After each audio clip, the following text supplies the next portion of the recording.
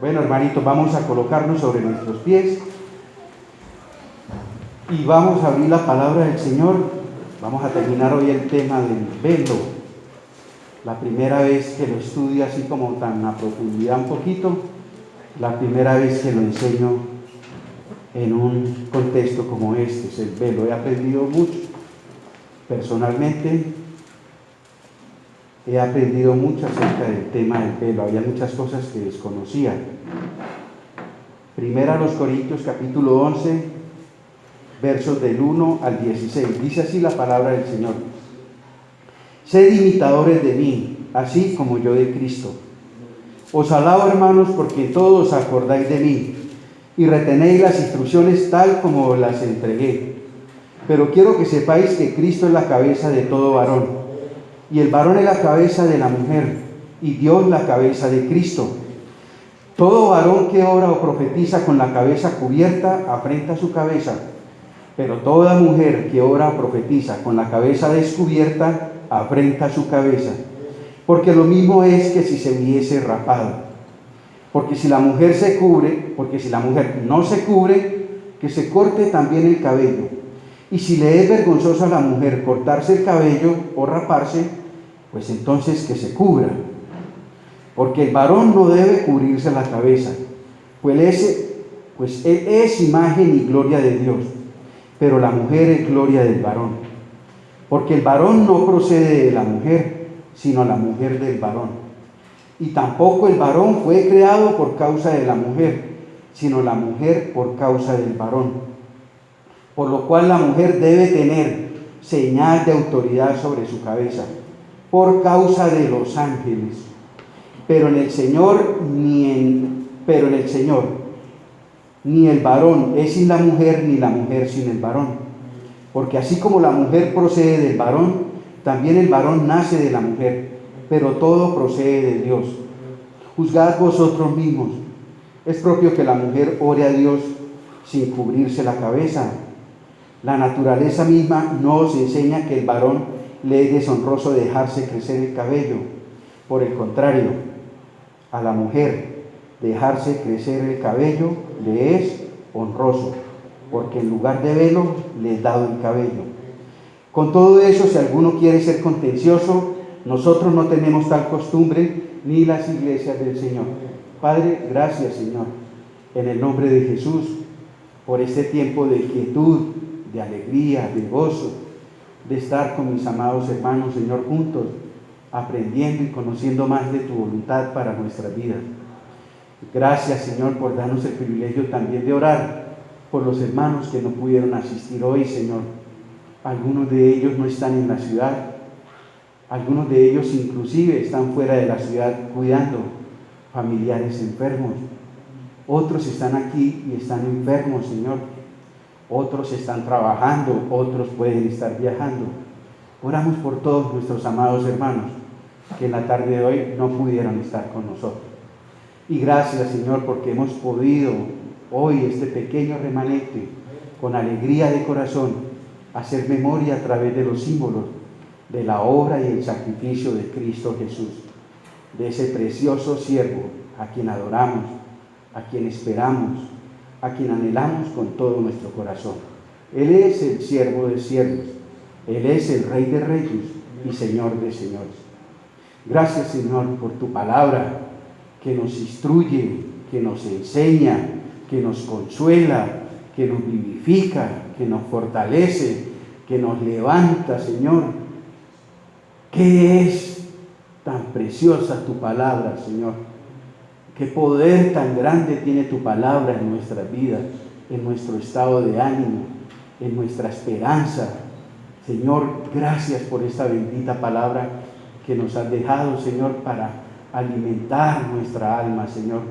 Hoy te pido que tu Santo Espíritu, Padre, nos guíe, Señor, nos enseñe y que nosotros podamos rendir, Señor, nuestra voluntad, nuestra vida a tus pies. En el nombre de Jesús. Amén. Y después, amados hermanos. ¿No?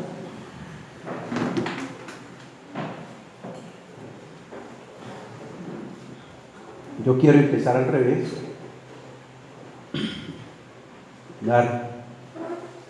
Uno no se para en el púlpito a dar opiniones personales. No debería ser así. Uno debe hablar lo que Dios dice en su palabra. Yo a manera de introducción quiero decirles lo que he aprendido de estudiar este texto. Lo que toda la Biblia enfatiza. El Evangelio es una vida de sometimiento. No hago tanto énfasis en lo externo, si se colocan o no se colocan el velo. Para mí esa no es la gran lección. Para mí es el principio de esa señal que está hablando el apóstol Pablo. Toda la Biblia, de Génesis a Apocalipsis, nos habla de que la vida cristiana es una vida de sometimiento. El Islam significa, ¿saben lo que significa Islam? La religión que practican los musulmanes. El Islam significa sumisión. ¿Cómo le parece? Sumisión. Pero yo digo que sumisión ¿a quién o a qué? El Evangelio verdaderamente significa sumisión, rendición, sometimiento, sujeción. Ese es el mensaje del Evangelio. Ese es el llamado de Cristo a los hombres. No ese falso evangelio que están predicando hoy en día, que si tú vienes a Cristo, cuando mueras vas a ir al cielo, pero en la tierra puedes hacer lo que quieras. Ya tiene asegurado el cielo, puede hacer lo que quiera, puede seguir viviendo como quiera. Cuando tenga problemas, búsquelo. Cuando necesite plata, búsquelo. Cuando esté enfermo, búsquelo. Pero el resto, viva como usted quiera. Ese no es el evangelio de Jesucristo, ese es el evangelio del diablo. Porque el verdadero evangelio es un evangelio de sometimiento, de rendición. Jesucristo dice, si alguno quiere venir en pos de mí, que niéguese a usted mismo. Tome su cruz cada día y sígame. Pablo decía, con Cristo estoy juntamente crucificado. Y ya no vivo yo, mas Cristo vive en mí. Y lo que ahora vivo en la carne, lo vivo en la fe del Hijo de Dios, que me amó y se entregó por mí. Juan el Bautista, allí lo encontramos diciendo, es necesario que yo mengüe, pero que Él crezca. Y a lo largo de toda la Escritura lo vemos, hermano. El llamado de Dios es un llamado al arrepentimiento y a la salvación, pero un llamado también al sometimiento a Dios. Dice un salmo que en Dios está callada mi alma, está quieta mi alma en el Señor. ¿Qué encontramos en el alma? En el alma encontramos tres cosas. En el alma encontramos en primer lugar la voluntad. Y cuando hablamos de voluntad, ¿de qué hablamos? De lo que yo quiero. ¿Cierto? Yo quiero. Seguir a Cristo significa morir a ese yo quiero. Ya no es lo que yo quiero, es lo que tú digas, Señor, para mi vida. ¿Qué más encontramos en el alma? En el alma encontramos el intelecto, es decir, lo que yo pienso. Cuando tú vienes al Evangelio, ya no es lo que tú piensas, es lo que Dios dice. ¿Y qué más encontramos también en el alma? Encontramos nuestras emociones y sentimientos, es decir, lo que yo siento. Ya no es lo que yo siento, es lo que Dios me diga en su palabra. Todo eso lo tenemos que rendir. Nuestras emociones, nuestra voluntad, nuestros pensamientos. Y eso es lo verdaderamente difícil. Y eso es mucho tropiezo para muchos de nosotros, porque no hemos entendido eso, que la vida del Evangelio es una vida de rendición, de sometimiento. Este pasaje que leímos acerca del velo, realmente no es el velo, ahí no está hablando del velo. Realmente, como lo vamos a ver ahora, el tema central ahí no es el velo. Yo estudiando esto, yo decía, pero ¿cómo hay iglesias que enseñan como lo hemos aprendido? Eso es un error de interpretación, de exégesis. Lo han acomodado a la doctrina que ellos quieren enseñar, pero realmente el texto no está hablando, el tema principal del texto ahí no es la cubierta, no es el velo. Pablo está corrigiendo otro asunto. El velo es como el remedio, pero no era el problema por el cual el Espíritu Santo inspiró a Pablo para escribirlo. ¿Qué es la esencia de ese precioso pasaje? Lo que nos enseña y lo que nos desafía toda la vida, toda la Biblia, a vivir una vida de sometimiento, de rendición a la voluntad del Señor. Hermanos, y si nos ponemos la mano en el considere, eso es lo que más nos cuesta a nosotros los cristianos. Rendir todo al Señor. Nosotros le hemos entregado al Señor partecitas de nuestra vida, pero si nos examinamos, hay muchas cosas en cada uno de nosotros que no le hemos querido rendir al Señor, que yo las quiero todavía gobernar. Es que, Señor, esto es lo que yo pienso y no voy a dejar de pensar así. Es que, Señor, eso es lo que yo quiero y no voy a dejarlo hasta alcanzarlo. Es que, Señor, esto es lo que yo siento y nada ni nadie me va a quitar esto. Y ahí están involucradas muchas situaciones. Y por eso muchas veces en nuestro caminar con Cristo, la vida cristiana se torna sosa, insípida, sin emoción, sin propósito. ¿Por qué? Porque no hay rendición si no hay sumisión, si no hay rendición. ¿Y qué ejemplo tan grande de esto que estoy hablando que tenemos en quién? En el propio Señor Jesucristo. Mire lo que dice una vez más, me fascina, me encanta ese texto, porque viene como anillo al dedo. Juan capítulo 8, verso 29. La vida de Cristo en la tierra fue una vida de total sometimiento a la voluntad del Padre. 8:29 dice el Señor Jesucristo: porque el que me envió conmigo está. No me ha dejado solo el Padre, porque yo siempre hago lo que a Él le agrada. Eso es sometimiento, eso es rendición, eso es sumisión. El propio Señor Jesucristo nos dio ejemplo. Por eso la Biblia nos desafía. La Biblia dice: hayan ustedes este sentir que también hubo en Cristo Jesús. Más que hablar de la deidad de Cristo en ese pasaje de Filipenses 2, está hablando de una virtud, de una cualidad preciosa, y es la humildad. Él se humilló, Él se sometió. Y nosotros, como les explicaba hace 8 días, por lo general somos orgullosos, somos soberbios. No le quiero rendir al Señor lo que yo quiero, lo que yo siento o lo que yo pienso.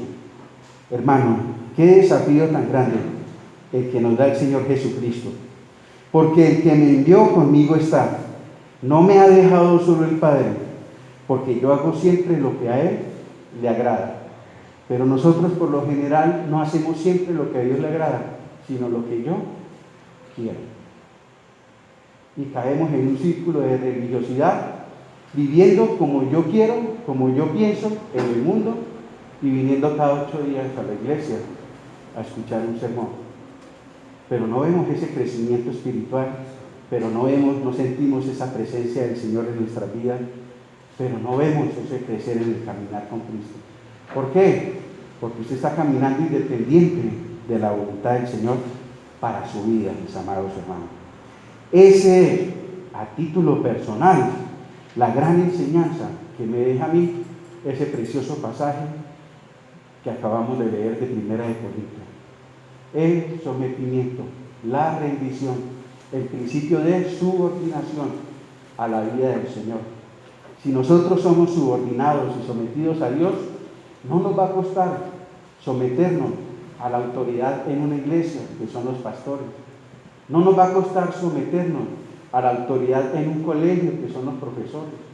No nos va a costar sujetarnos a las autoridades civiles, como son los alcaldes, policías, fiscales. No nos vamos a resistir a la autoridad. Antes la vamos a honrar, antes la vamos a respetar. Por ejemplo, la Biblia dice: sujétense a quién, a a vuestros pastores. Lo más difícil en una iglesia son los hermanos que son indóciles, son los hermanos que se resisten a la autoridad establecida por Dios. Eso es un tropiezo, es un estancamiento para la iglesia, ese tipo de creyentes, porque ni rajan, ni prestan el hacha. Viven criticando, viven poniendo quejas, viven peleando con todo el mundo. Ni rajan, ni prestan el hacha. ¿Por qué? Porque son personas que en el fondo de su corazón son rebeldes, se resisten a la autoridad que Dios ha establecido. Por eso les hablo de que ese gran pasaje, la principal lección para mí es el sometimiento, en primer lugar a Dios y a todo lo que Él quiere que estemos sometidos, mis amados hermanos. Ya yendo al texto de 1 Corintios, capítulo 6, capítulo 11, del capítulo 11 al capítulo 14 de 1 Corintios, el Espíritu Santo por medio del apóstol Pablo está corrigiendo. Ese es el contexto de esos pasajes de la carta a los Corintios. El Espíritu Santo por medio de las instrucciones de Pablo está corrigiendo desórdenes en el culto de la iglesia.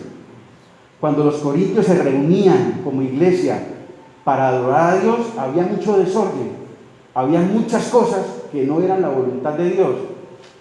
Hermanos, eso es lo que hace Pablo de los capítulos 11 al 14, corregir todo ese tipo de desórdenes que había en el culto público de la iglesia.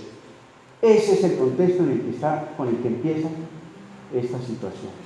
Desórdenes en el culto, cosas indebidas, conductas inapropiadas se estaban llevando a cabo en el culto público de la iglesia en Corintio. En 1 Corintios 11, del 1 al 16, el texto que leímos, el texto del cual estamos estudiando, habla del ejercicio de la oración pública y el don de profecía. Eso era lo que el apóstol tenía en mente cuando escribió 1 Corintios 11, del 1 al 16. ¿Qué tenía él en mente? Ese ejercicio ministerial que es la oración en público en la iglesia, que lo estaban realizando tanto hombres como mujeres. Tanto hombres como mujeres estaban subiendo a presidir, a dirigir la iglesia en la oración. Pero también tanto hombres como mujeres estaban subiendo al frente para profetizar a la iglesia. Eso es lo que a él le preocupó. Eso es lo que él entró a corregir. De ahí se desprende la corrección que él hace más adelante. Ay, yo hice con... Me llevo a pasarse. Gracias, Juancho. Aquí vamos a ver, leámoslo mientras nos lo colocan ahí. 1 Corintios capítulo 11, versículo 4. Dice el apóstol: todo varón, mire lo que dice, que ora o profetiza con la cabeza cubierta, afrenta, ofende su cabeza. ¿Cuál es la cabeza del varón en la iglesia? Es el Señor Jesucristo. Entonces, ¿qué es lo que está diciendo Pablo? Todo hombre en la iglesia que ore en público, que se pare al frente a orar o a profetizar con la cabeza cubierta, está ofendiendo a Cristo. ¿Se dan cuenta cuál era el problema? ¿Se dan cuenta cuál era el meollo del asunto? Era la oración y el profetizar. Él no cuestiona esos dos ministerios, por decirlo así. Es lo que cuestiona la manera en que lo estaban haciendo él. Y dice en el verso 5 respecto a las mujeres: pero toda mujer que ora o profetiza con la cabeza descubierta, afrenta, ofende su cabeza, porque lo mismo es que si se hubiese rapado. Esa es la misma situación. ¿Ya? Sí. El 4, el 5 y el 13. Ahí están rojos. Juzgad vosotros mismos. Es propio que la mujer ore a Dios sin cubrirse la cabeza. Les coloqué en rojo, porque eso es lo que él está haciendo énfasis, eso es lo que él está corrigiendo. Él no se paró y dijo: ¿por qué las mujeres aquí no usan velos? Él no está diciendo eso. Lean el pasaje. El pasaje jamás dice eso. Pablo no está preocupado porque las mujeres en la iglesia no estaban usando velo. Es que mire, lo resalto, es clara la escritura. Ahora, si no fuera lo que está en rojo, lo que él está priorizando en el texto, mire cómo leeríamos en nuestras Biblias, mire cómo leeríamos el versículo 4.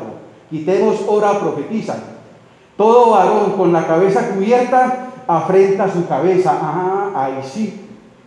Quítele los verbos, orar y profetizar. Quítelo, si eso no es lo importante. Si a eso no es lo que se refiere Pablo, mire cómo quedaría el texto. ¿Por qué él no lo escribiría así? Él no pudo haber escrito así. Si realmente el problema era el uso del velo o no, el texto hubiera quedado de esa manera. Todo varón con la cabeza cubierta afrenta su cabeza. Pero toda mujer con la cabeza descubierta afrenta su cabeza. Porque lo mismo es que si se hubiese rapado, si ese hubiera sido el verdadero problema, los textos hubieran quedado de esa manera. ¿Por qué es lo que está en rojo? Porque eso es lo que él quiere entrar a corregir. Estaban orando y profetizando en público, en el ejercicio público de la iglesia, y lo estaban haciendo de manera incorrecta. Un hombre, para el ejercicio de la profecía y la oración pública en la iglesia, no debía cubrir su cabeza. Una mujer, para el ejercicio de la oración pública y profetizar en la iglesia, debía cubrir su cabeza. ¿Por qué? ¿Qué dice el versículo 3? Por el principio establecido por Dios de subordinación. Dios colocó un orden de funcionalidad en la iglesia, que es el principio de subordinación. Cuando los hombres se subían sin cubrirse en la cabeza, estaban pasando por alto ese principio, cubriéndose la cabeza. Y cuando las mujeres se subían sin cubrirse la cabeza, estaban saltándose ese principio de subordinación establecido por Dios. Porque ese velo que él instituyó para la mujer era una señal ¿de qué? De autoridad, donde ella reconocía y se acataba al orden establecido por Dios, de que ese esposo, ese varón, es mi cabeza, y el velo era una señal de eso. Eso es lo que realmente Pablo está corrigiendo en ese pasaje. Verso 3, dice la escritura. Colaboren con la otra diapositiva, Angelito. Dice, verso 3, leamos en la Biblia. Pero quiero que sepáis que Cristo es la cabeza de todo varón, y el varón es la cabeza de la mujer, y Dios la cabeza de Cristo. Y Dios la cabeza de Cristo, dice el verso 3. Ahí vemos un orden establecido por Dios, llamado un orden de funcionalidad.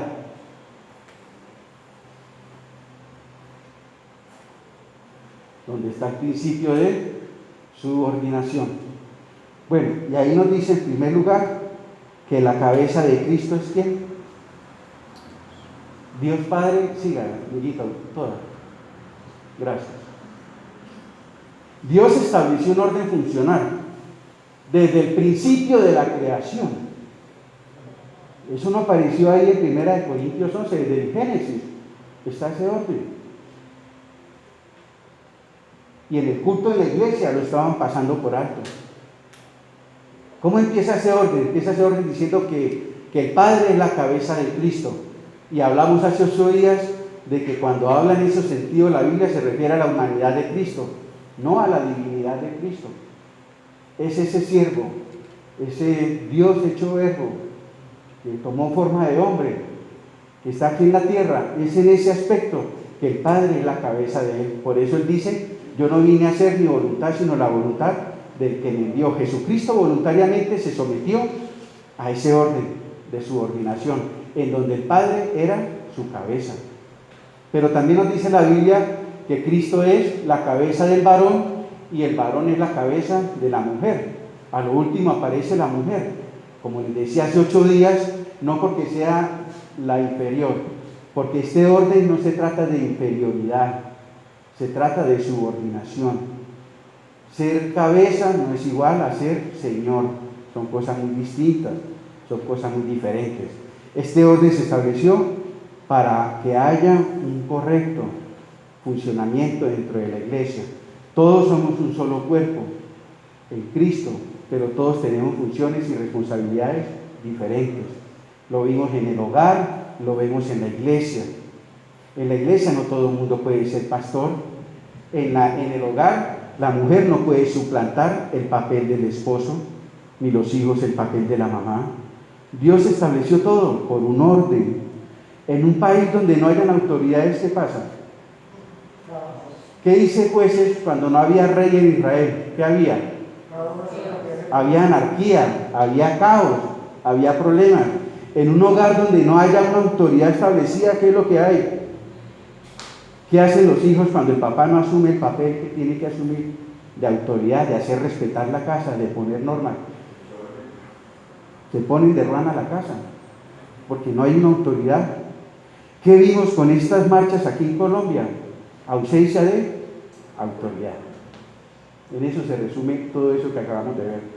Ausencia de autoridad. Donde no hay autoridad, reina la anarquía.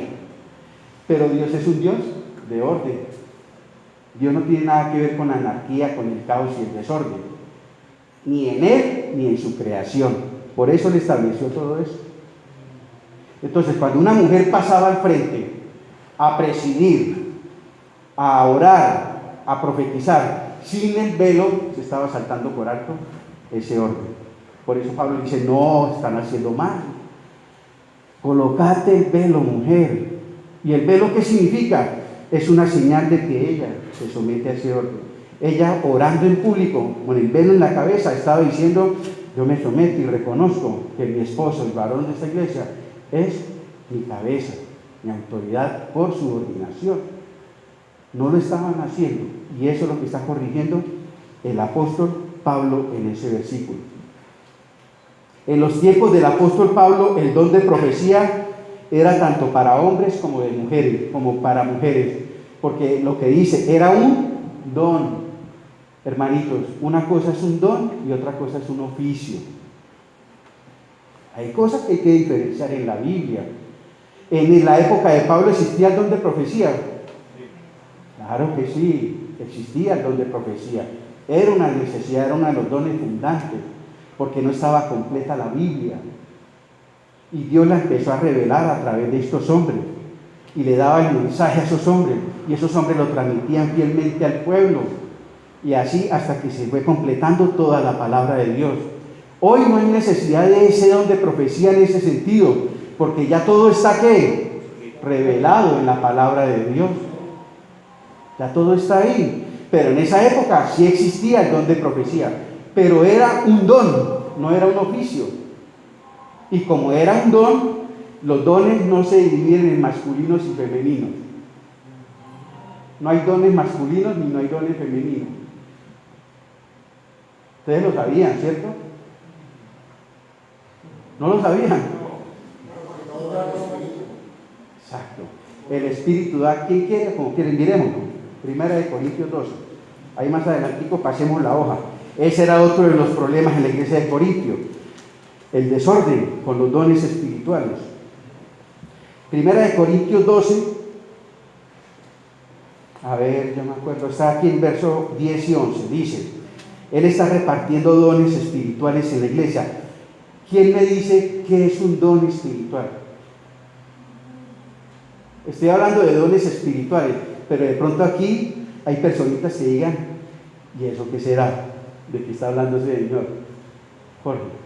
Yo creo que hermano que, o sea, usted está hablando muy claro, ¿verdad? Hay un don de profecía, pasó. Yo era voluntario, las escrituras, pero yo necesito que está muy claro. Cuando un hombre, un hermano como nosotros, está en el público, predicando la palabra, está profetizando. Bueno, gracias, Jorgito. Alejo. El don espiritual era una capacidad sobrenatural que daba el Espíritu soberanamente con el propósito de la edificación de la iglesia. Amén. Qué buena definición, Alejo. Es una capacidad espiritual que da soberanamente el Espíritu Santo en la iglesia a quien quiere. La palabra don significa regalo. Un don es un regalo. Entonces no hay dones masculinos y femeninos, porque el Espíritu Santo es el que los da. ¿Y con qué propósito el Espíritu Santo dota a la iglesia de esas capacidades espirituales? ¿Con qué propósito? Para edificar cada uno, poniendo en funcionamiento el don o la capacidad para edificar el cuerpo de Cristo. En la construcción de un edificio, todos son arquitectos, ¿cierto? Todos pegan nomás puertas. Usted mira ahí diferentes funciones. Y todos que buscan construir ese edificio. Hay unos que pegan puertas, hay otros que son electricistas, hay otros que tienen que ver con el acueducto, hay otros que revocan, hay otros que... Cada uno tiene diferentes funciones. Y cada uno haciendo la función que le corresponde, ¿qué resulta al final? La terminación del edificio. Si usted es un cristiano nacido de nuevo, tiene como mínimo un don, un regalo dado por Dios para edificar el cuerpo de Cristo. Los dones también tienen otra característica particular. Ningún don es para beneficio personal. Ninguno. Las capacidades que Dios nos dio es para el beneficio de nuestros hermanos de la iglesia de Cristo. Por eso, si usted coge su don y lo tiene guardado, le pasa y va a escuchar algún día lo que escuchamos allá en la parábola de Mateo 25. A uno le dio 5, a otro le dio 2 y a otro le dio 1. A los que les dio 5 le pidió cuentas y ellos le entregaron 10. Él le entregó 10. ¿Y qué le dijo el Señor? Bien, buen siervo y fiel. En lo poco me fuiste fiel, en lo mucho te pondré. ¿Por qué? Porque él fue diligente con ese don o esos dones que recibió del Señor.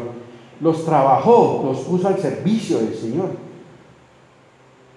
Pero dice la Biblia en esa parábola de que hay uno que recibió un don y fue y lo enterró. Ay, Dios mío. ¿A quién nos parecemos nosotros más? ¿A esos que duplicaron los dones que recibieron o a esos que tomaron el don y lo tienen enterrado? Respóndase cada uno en su corazón, porque dependiendo de la respuesta, eso es lo que vamos a oír en la eternidad. ¿Qué le dijo al que agarró el don y lo enterró? ¿Siervo qué? Malo y negligente. Son palabras fuertes del Señor. Siervo malo y negligente, le dice el Señor. Y a los otros le dice siervo, buen siervo y fiel. Entonces, los dones tienen aplicabilidad en la iglesia universal en la iglesia universal. Usted puede tener el don de servicio y usted lo puede ejercitar en cualquier iglesia. Usted puede tener el don de enseñanza y lo puede ejercitar en cualquier iglesia. A Alejito lo invitaron en una iglesia del Eje Cafetero a predicar. Él tiene el don de enseñanza. ¿Se da cuenta? El don tiene aplicabilidad en toda la iglesia universal de Cristo. Y los oficios. ¿Quién me habla de los oficios? Que son diferentes a los dones. En la Biblia solamente hay 2 oficios y tienen relación con la iglesia local. Es el oficio de anciano o pastor y el oficio de diácono. Yo no puedo ir a ser anciano de la iglesia en Bello. Yo soy anciano aquí en la iglesia donde estamos nosotros. Yo no puedo ir allá al Eje Cafetero a cualquier iglesia y decir, bueno, es que como yo soy pastor allá, aquí también vengo a ser pastor. No, no puedo hacer eso. Cada iglesia local tiene sus personas que trabajan, que Dios levantó para ese oficio. Entonces hay que distinguir todo esto. Una cosa son los dones espirituales y otra cosa los oficios. Hay pastores y hay diáconos, los oficios. Y los dones espirituales son esas capacidades, pero no leímos el texto. Primera de Corintios 12, 10 dice, a otros el hacer milagros, a otro profecía, a otro discernimiento de espíritus, a otro diversidad de géneros de lenguas y a otro interpretación de lenguas. 11. Pero todas estas cosas las hace uno y el mismo Espíritu, repartiendo a cada uno en particular como Él quiere, mis amados hermanos. De modo pues que en el tiempo de Pablo el don de profecía existía, estaba vigente, y lo ejercitaban tanto hombres como mujeres en la iglesia. Y aquí lo vemos, mujeres que estaban profetizando en la iglesia de Corinto. ¿Pablo regula ese ejercicio de ese don? No. Pablo dice es la manera como lo estaban haciendo. Las mujeres lo estaban haciendo sin cubrirse en la cabeza. Ahora pregunta, teniendo, y porque a uno lee ese texto y se le generan muchas preguntas. Ay, hermano, o sea que hoy en día la mujer, ya el don de profecía como tal en ese tiempo no existe hoy, pero sí existe la profecía en el sentido de enseñar la palabra. Pregunta, hoy en día, ¿una hermana puede tener el don de enseñanza, sí o no? Ahora hay maestras de hermanas, hay maestras de niños, hay maestras de vecinos. No, Jorito, maestra de enseñanza de la palabra. Pero desde el púlpito de las congregaciones. No, el don de enseñar la palabra, de transmitir la palabra. Claro, claro que sí. Hoy en día hay hermanas que enseñan la palabra, tienen el don. La pregunta es, ¿en dónde lo pueden ejercitar? Aquí no está dando lugar Pablo en esta exposición a decir que hoy en día la mujer puede predicar, puede enseñar, porque el ejercicio de ese don conlleva que el ejercicio de autoridad.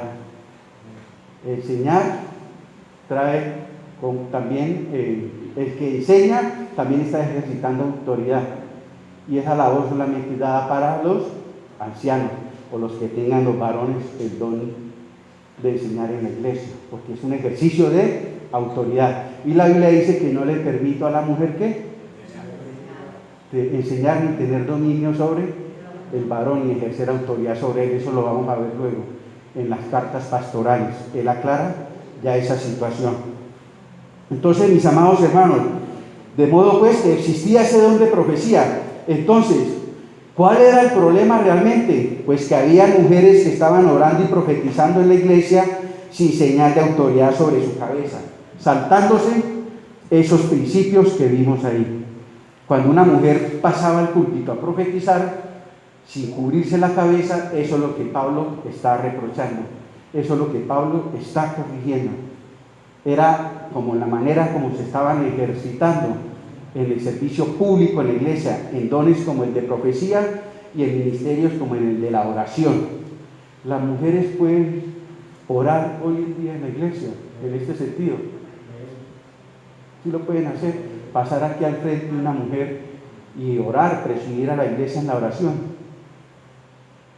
Eso lo vamos a ver luego. Se da cuenta que uno estudiando ese pasaje se le vienen a uno muchas cosas, muchas preguntas. Y muchas veces la razón de ser de todo esto es que nosotros aprendamos, hermano. ¿Por qué hacemos lo que hacemos? Aquí viene alguien de otra iglesia y le pregunta a las damas o a cualquiera de nosotros, aquí no hay pastora. ¿Ven por qué no hay pastoras aquí? Si en mi iglesia hay 4 pastoras. La primera es la esposa del pastor, ella la pastora principal. Porque en la mayoría de iglesias a las esposas de los pastores les dicen pastora. Les dicen no, son pastor en la mayoría de iglesias, por el hecho de ser la esposa. Pero resulta que eso no lo enseña la Biblia. Mi esposita es mi esposita. Ella no es la pastora de la iglesia por ser mi esposa. No, pastoras no hay en la Biblia. Pastoras no enseñan la Biblia. Pero ese tema lo vamos a ver luego. ¿Por qué no hay pastores, pastoras en la iglesia? ¿Por qué las mujeres no pasan al frente y enseñan la palabra del Señor? Nosotros tenemos que tener bases bíblicas para poder argumentar bíblicamente ese tipo de preguntas, de inquietudes de las personas. Mire, si nosotros hacemos una encuesta de este tema, yo sé que muchos hermanos hacemos estas preguntas y quedan en las nubes. No, yo solo sé que allá no hay, pero la verdad no sé por qué. No, en la iglesia yo nunca he visto una mujer predicar. ¿Por qué piensas tú que tu iglesia no predica una mujer? Ay, hermano, la verdad, ve que no me ha hecho esa pregunta, ¿verdad? ¿Por qué?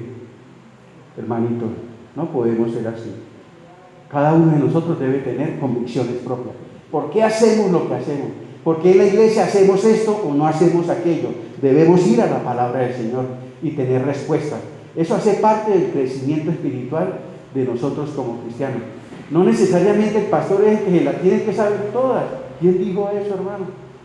Qué bueno que toda la iglesia se proponga en su corazón estudiar y crecer. Todo esto es alimento, todo este conocimiento, ¿sabe qué trae como resultado? La madurez espiritual. en la vida de nosotros los creyentes. No es en vano ese conocimiento. Préstame el velito, Chela. Vamos a dramatizarlo. Lo que estaba ocurriendo en la iglesia de Corinto. Vamos a ponerlo en práctica para que ustedes vean lo que estaba ocurriendo. No le hagan un favor. Párese allá. Pablo llegó y se sentó, llegó a la iglesia y se sentó, y se subió a la hermana Morela a orar y a predicar. Pablo, ¿qué está diciendo? No está bien lo que la hermana está haciendo. Es incorrecto. Ella está pasando por alto un orden que está estipulado en la palabra del Señor. Ella debe tener su cabeza señal de autoridad a ese orden establecido por el Señor.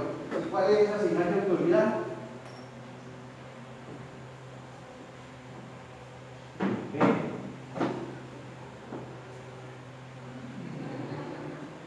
Eso es lo que Pablo está diciendo. Si usted se va a subir a profetizar, a orar en el servicio público de la iglesia, tenga sobre su cabeza señal de autoridad. ¿Para qué? Para que respete el orden establecido por Dios desde la creación de todas las cosas. Entonces, cuando la hermanita pasaba así, eso era lo que Pablo estaba corrigiendo. Ahí no está diciendo la Biblia, gracias Margarita, que Pablo llegó a la iglesia. No me preparé. La Biblia no está diciendo que Pablo llegó a la iglesia y se preocupó porque las hermanitas no tenían el velo. Eso no enseña el pasaje, hermano. Léanlo bien. El pasaje no enseña eso. Por eso quise tratar de ilustrarlo. Ese era el problema que estaba ocurriendo en la iglesia de Corinto. Y por eso Pablo escribe esa situación. Y por eso ordena a la mujer en el ejercicio de ese ministerio de la oración o de predicar o de profetizar, usar el velo como señal de ¿qué? De autoridad, porque el velo es una señal de autoridad, donde ella dice, me someto al orden establecido por Dios. Eso es lo que enseña el velo, es una señal. Eso es, hermano.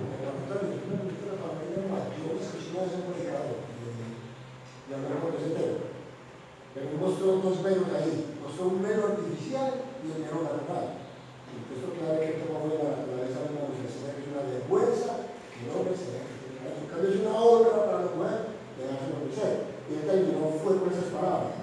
Había mujeres que no le gustaban llorar, entonces Pablo les dice, no le gusta tener que llorar, entonces Pablo les dice ese velo artificial, que es el trapito, pero el velo natural es el cabello largo, que es en cambio para la mujer es una honra dejarse conocer. Y una mujer con el cabello largo es una preciosura, porque la naturaleza, entonces esas mujeres, así lo no sé si que esas mujeres que no querían ver ese cabello aquí, pues pónganse ese velito para que... Ese pasaje ahí más adelante en el versículo, yo no he querido hacer énfasis ahí porque eso tiene un contexto sí realmente cultural ya. El velo, según yo lo entiendo en el pasaje, artificial, era una señal de autoridad y eso no lo reemplaza el velo natural, ¿cierto? El velo natural sirve como velo para la mujer ¿en dónde? En la calle. Pero porque estamos hablando en un contexto de iglesia, hermano Jorge, cuando la iglesia está reunida. Él dice, cuando la iglesia está reunida, cuando la iglesia no está reunida y la mujer está fuera de ese contexto, para eso tiene su velo natural. ¿Cómo? A mí me ha pasado algo, hermano, y por eso la palabra se llama de la mujer, que el hombre es una vergüenza, lo que me ha pasado. Yo entro en la cafetería, a ver un producto, yo veo a alguien con el cabello largo, que me están dando las manos, y digo, señora, muy buenas tardes, y se voltea acá, Y el nombre. es un hombre. O al contrario, veo una es muy cortico, amigo, buenas tardes, con el voltea una mujer. Yo dije, hasta ahora eso me estamos haciendo una mujer, que no puede. Exacto. Entonces, en ese entonces, cuando Pablo le decía a la mujer, si usted no se quiere colocar el velo como señal de autoridad en la iglesia, entonces rápese la cabeza, súbase calva. Pero él lo estaba diciendo de manera irónica, ¿sabe por qué? Porque en ese entonces una mujer que se rapaba el pelo o tenía el pelo corto era una figura de, o que era una prostituta, o que era una mujer que se le había comprobado, era una adúltera. O sea, era un estigma. Las mujeres con el cabello en prostitución y en libertinaje, o con que había sido sorprendida en adulterio. Entonces era una vergüenza para las mujeres. eran discriminadas por la sociedad, las miraban así como cuando nosotros estamos llenos de prejuicio y vemos esas cosas que nos producen prejuicio. Una mujer con el cabello corto en esa época enviaba ese mensaje: soy una prostituta o soy una adúltera. Y ninguna mujer quería que la trataran así, por eso ya se dejaban crecer su cabello.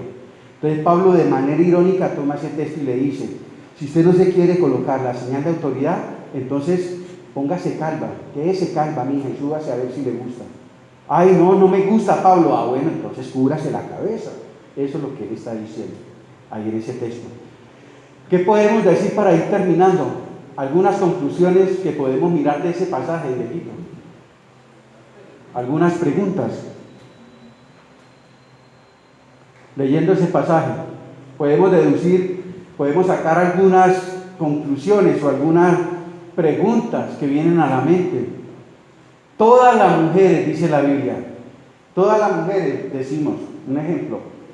Bueno, un ejemplo que Pablo esté diciendo que todas las mujeres en la iglesia, solteras y casadas, cuando está la iglesia congregada, todas deben usar velo. Supongamos que eso es lo que está diciendo Pablo. Ahí surge una pregunta. Si es todas las mujeres a lo que Pablo está haciendo alusión, que deben usar el velo en la iglesia, tanto solteras y casadas, ¿debe cubrirse la cabeza o solo cuando están en el ejercicio de un ministerio público como lo es la oración o predicar? Porque a mí me surge esa pregunta en el texto y no hay respuesta, hermano.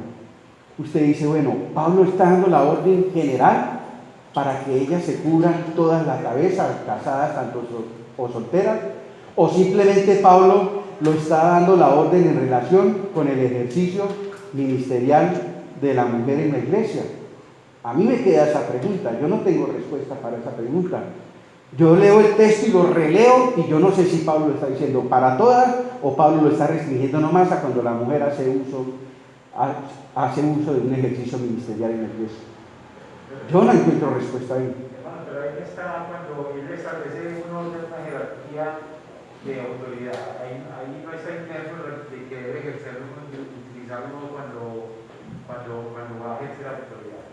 O sea, está claro, es que eso es lo que él entra a defender ahí, ese orden de autoridad establecido por Dios Julio. Está claro. Y la mujer en el ejercicio público de un ministerio como la oración o el profetizar en esa época, esa mujer tenía que tener señal. Eso es lo que enseña ahí el pasaje. Y eso es lo que Pablo está corrigiendo como en el ejercicio que hice con Morela. Pablo no está diciendo no, qué cantidad de mujeres sin usar velo en la iglesia. Pónganse en el velo todas. Eso no lo enseña el pasaje, hermano. Léanlo con seriedad. Eso no lo está diciendo el pasaje. Pablo está haciendo alusión al ejercicio que hice con Lorena. Eso fue lo que él vio y eso es lo que está corrigiendo. Es en el ejercicio de un ministerio público en la iglesia que él le demanda a la mujer que se coloque el velo como señal de autoridad sobre el varón, por el varón. Exacto. Entonces a mí me genera esa pregunta. Otra que me preguntan, las mismas palabras que aparecen ahí en el texto, varón y mujer, en la Reina Valera, porque hay otras traducciones que traducen esposo y esposa, pero en la Reina Valera encontramos varón y mujer. Esas mismas palabras pueden significar en el contexto también esposo y esposa. Pregunta, si Pablo se está refiriendo que la cabeza de la mujer es su esposo y por señal a las autoridades debe cubrirse, entonces, ¿qué deben hacer las mujeres solteras en la iglesia? Las mujeres que no tienen esposo, ¿lo deben usar o no lo deben usar? Porque hay muchas versiones que hablan de esposo y esposa. Otras, como la Valera, dice varón y mujer, pero igual es la misma palabra para esposo y esposa. Si Pablo está hablando exclusivamente de la mujer casada, que su cabeza es su esposo, entonces ¿qué hacemos con la soltera? Tampoco hay respuesta ahí en el pasaje a eso. Tampoco hay respuesta. Es un pasaje que para mí me deja más preguntas en cuanto a ese ejercicio de usar o no el velo que cosas claras. Lo que sí tengo por claro es el principio, que lo que les dije al principio, el de sometimiento. Hermano, tengamos una actitud humilde, prudente, reflexiva, para comprender que habrá hermanos que en temas como estos van a pensar diferentes a nosotros. No estamos hablando ¿Por qué podemos dar lugar a esas diferencias? Porque no estamos hablando de doctrina fundamental, estamos hablando de doctrina general. ¿Por qué podemos dar lugar a aceptarnos en esas diferencias? En cuanto a que uno pueda mirar el pasaje de una manera y el otro de otra. ¿Por qué debe haber lugar para la reflexión, para la humildad, para la aceptación? ¿Sabe por qué? Porque no es un pasaje de doctrina fundamental. ¿Quién me da un ejemplo de doctrina fundamental en la Biblia? Que en eso sí tenemos que tener unidad, un solo sentir. El arrepentimiento. La deidad del Señor Jesucristo. ¿Qué otro? A ver, por aquí que están muy calladitos, ¿quién me colabora? ¿Quién me da un ejemplo de doctrina fundamental en la Biblia? La Trinidad. Eso no se negocia, todos debemos tener el mismo sentir en cuanto a esa doctrina. Por aquí, Santiago, la creación viene de Dios, es incuestionable. La seguridad de la salvación. Aunque hay iglesias y hay hermanitos que, pero de todas maneras, pero sí es una doctrina muy importante. Por ejemplo, la infalibilidad de la Biblia. Imagínense ustedes si acá hayan entre nosotros hermanitos que digan, no, yo creo en los primeros 10 libros de la Biblia, pero los otros no. Y que él se sube y enseña acerca siempre de los 10 primeros libros de la Biblia. El otro dice, no, yo no creo en la literalidad de tal libro. En fin, no, la Biblia es infalible. Toda la Biblia es la palabra del Señor. Eso es doctrina fundamental y en eso tenemos que estar unidos. Este tema del velo es doctrina general. Debemos dar lugar para aceptarnos en medio de esas diferencias de opiniones. ¿Qué dice el verso 2 de 1 Corintios 11? Dice, os alabo, hermano. A pesar de que ellos estaban haciendo cosas que no estaban conforme a la voluntad de Dios, mire como le dice Pablo, os alabo, ¿qué? Hermano. ¿Cierto? Qué bueno que nosotros vayamos a una iglesia, usen o no el velo las hermanitas, podamos tener este mismo criterio, esta misma actitud. Os alabo, hermano. Pero qué maluco cuando llegan a la iglesia y porque no ven a las mujeres con velo en nuestra iglesia, hablan mal de la iglesia. Se metió Satanás a la iglesia. Esos hombres vendieron la iglesia al mundo. Y un poco de cosas que no tienen. ¿En dónde está el amor? ¿En dónde está la consideración? Es un tema de naturaleza general y no fundamental para nada. Por ejemplo, la cena del Señor, ¿es doctrina fundamental o general? La cena del Señor es doctrina fundamental. Las formas son doctrina general. Hay hermanos que no comen pan del que comemos nosotros. Lo comen sin levadura. Pero por eso dejan de ser nuestros hermanos. Hay hermanos que no sirven vino, sino sirven jugo de uva. Esas son formas, hermano. Hay hermanos que toman el vino en copitas como nosotros. Hay otros que lo toman en una sola copa. Todo el mundo en una sola copa tomando el vino. Eso es respetable. ¿Dejan por eso de ser mis hermanos? No, son mis hermanos, yo los acepto en esa forma. No las comparto, no lo hacemos nosotros, pero yo los acepto. En cuanto a la comida, unos comen morcilla, otros no comen morcilla. Unos comen cerdo, otros no comen cerdo. ¿Qué dice la Biblia? ¿Es doctrina general o fundamental? General. Que el hermanito se comió una libra de morcilla con arepa. Bueno, a él le gustó, a mí no me gusta, yo por eso no voy a pelear ni lo voy a tratar mal. ¿Cierto? Qué rico que se lo pueda comer con alegría de corazón. Hermanito, ¿y usted quiere? No, hermanito, yo no.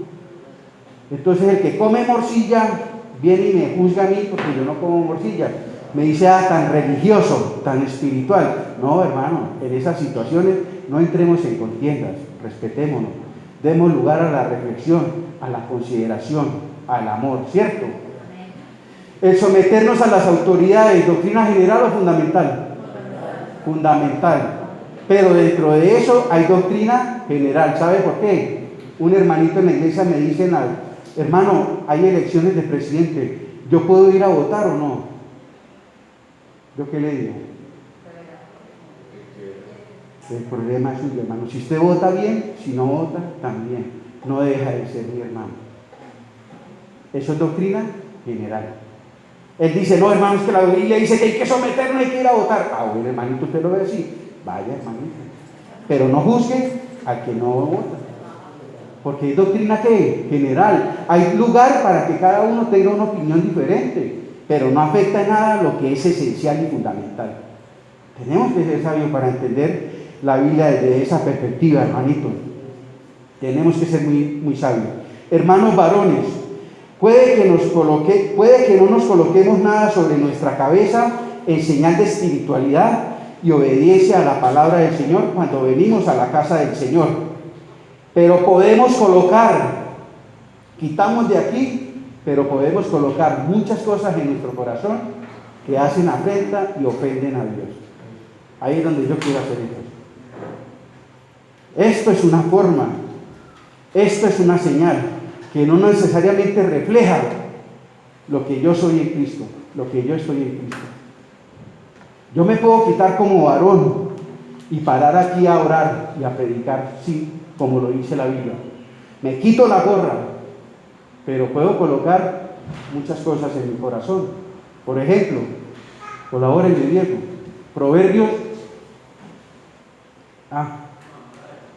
Ay, hermano, me equivoqué. Dieguito, pasemos esas imágenes. Déjenmelas ahí. Esos son señales de qué. Esos son gurúes hindúes. Viven de aldeas en aldeas, andan descalzos, aguantan hambre, viven de las limonas de la gente, chupan frío, duermen en el piso, chupan calor, y por eso son muy espirituales. Son seguidores de ídolos, si no se arrepienten se van para el infierno, y aparentan mucha espiritualidad.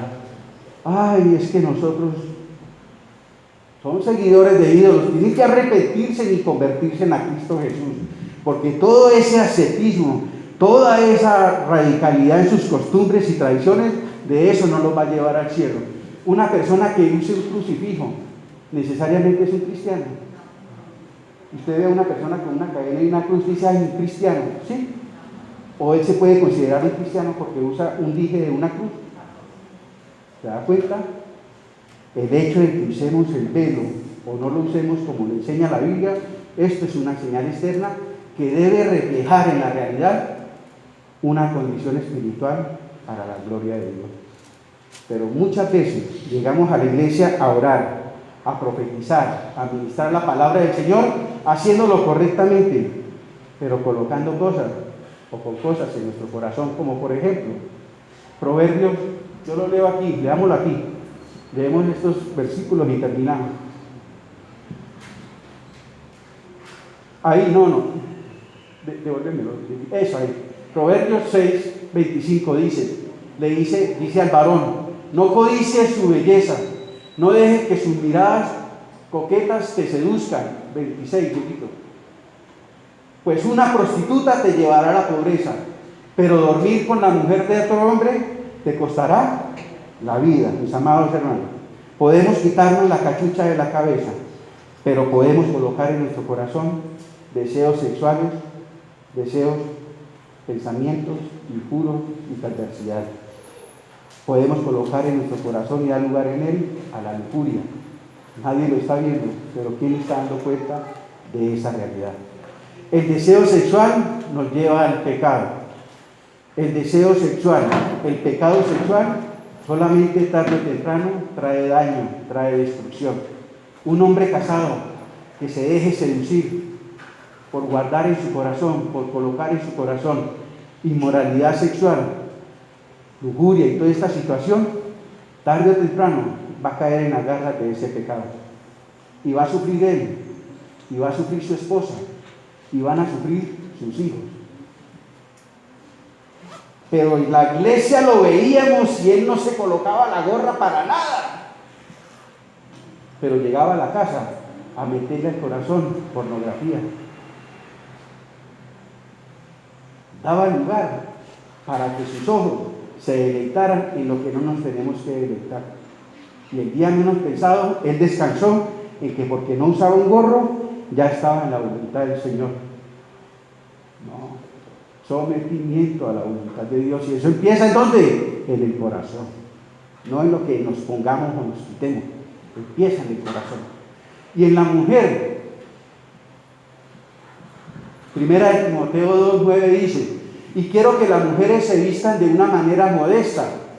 Deberían llevar ropa decente y apropiada y no llamar la atención con la manera en que se arreglan el cabello, ni con accesorios de oro, ni con perlas, ni ropa costosa. Pues las mujeres que pretenden ser dedicadas a Dios deberían hacerse atractivas por las cosas buenas que hacen, mis amaditas hermanitas. Si usted es una hermanita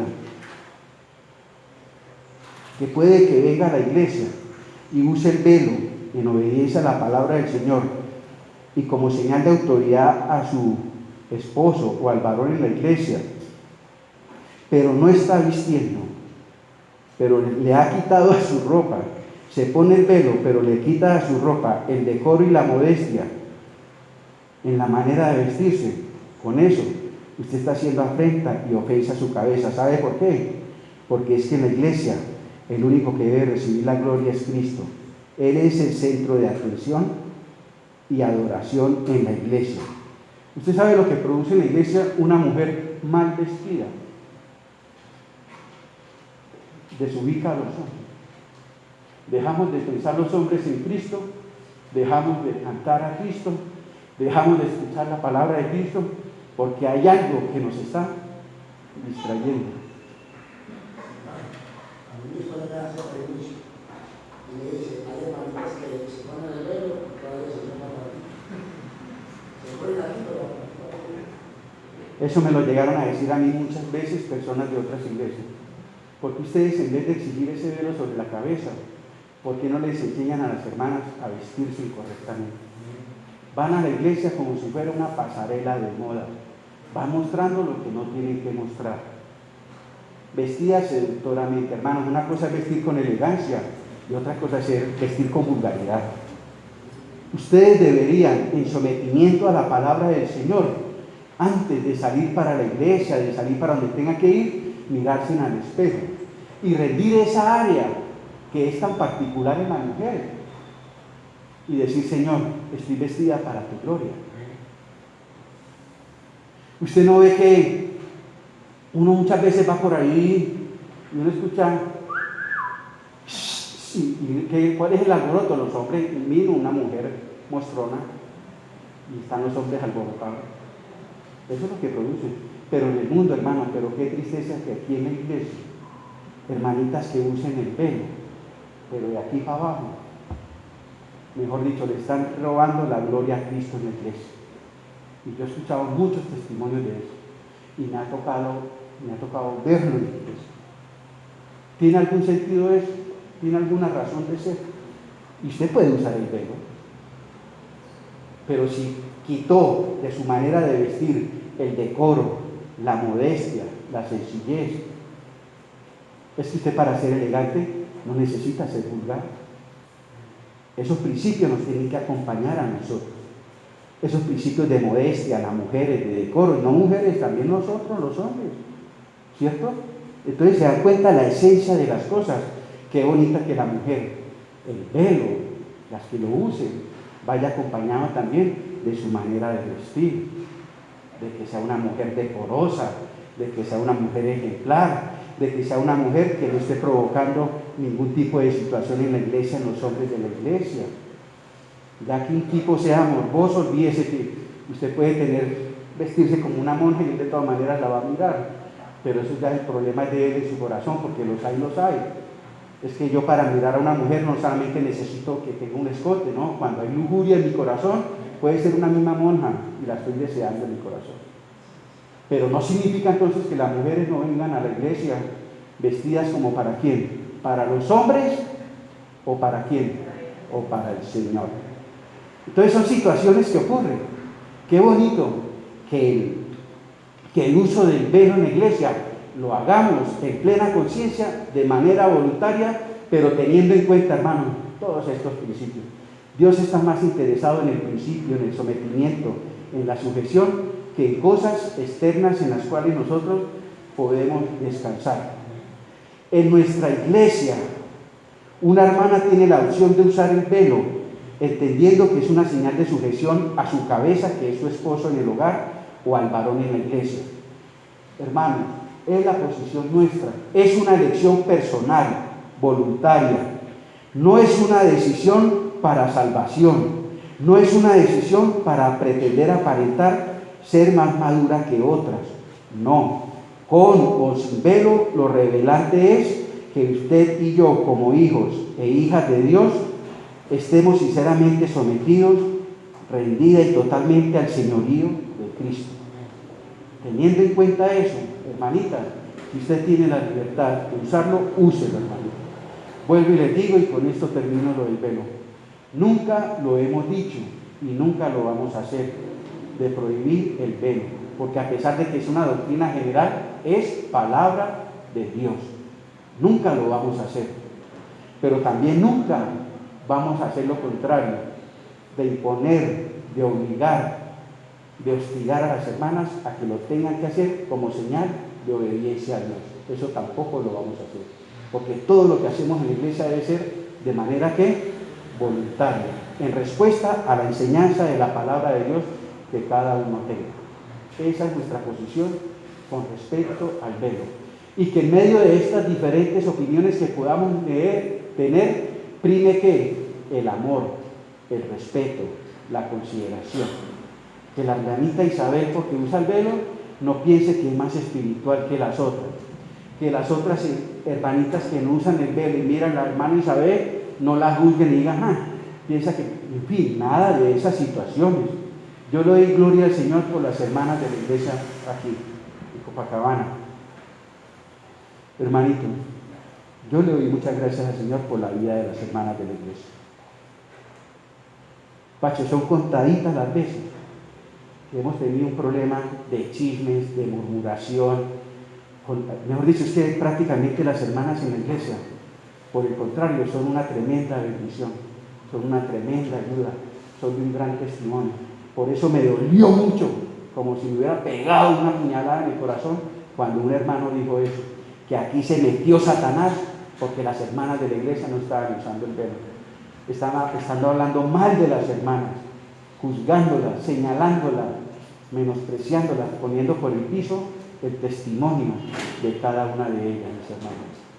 Entonces, yo espero en la voluntad del Señor que esta situación la podamos entender desde esta perspectiva, no a juzgar, hermano, a cuestionamientos, a señalamientos, a juzgarnos, ni mucho menos a descansar en cosas externas de algo que no estamos viviendo internamente. Señor, gracias.